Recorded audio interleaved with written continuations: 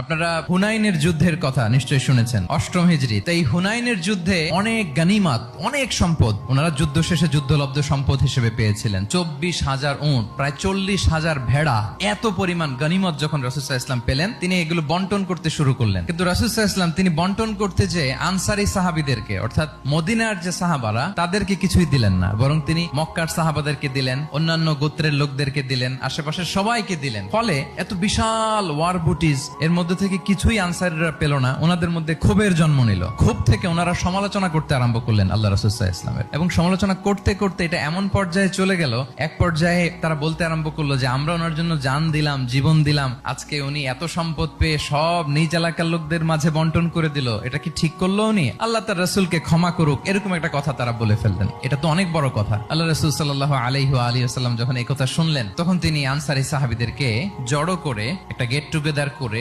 এমন ইমোশনালি ওনাদেরকে কাবু করলেন, ইমোশনাল ইন্টেলিজেন্স ইউজ করলেন। এখানে তারা এসেছিল ক্ষোভ নিয়ে, অসন্তোষ নিয়ে, পরে সবাই কান্না করে রাসূল সাল্লাল্লাহু আলাইহি ওয়াসাল্লামের কাছে ক্ষমা চেয়ে সেই মজলিস থেকে উঠতে বাধ্য হয়েছে। চমৎকার চমৎকার এক্সপ্রেশন। তিনি সবাইকে ডেকে বললেন, ইয়া মাআশারাল আনসার, তোমরা কি এতে খুশি হবে না মানুষ উট আর ভেড়া নিয়ে তাদের এলাকায় ফিরবে, আর তোমরা আল্লাহর রাসূলকে নিয়ে তোমাদের এলাকায় ফিরবে? আল্লাহু আকবার।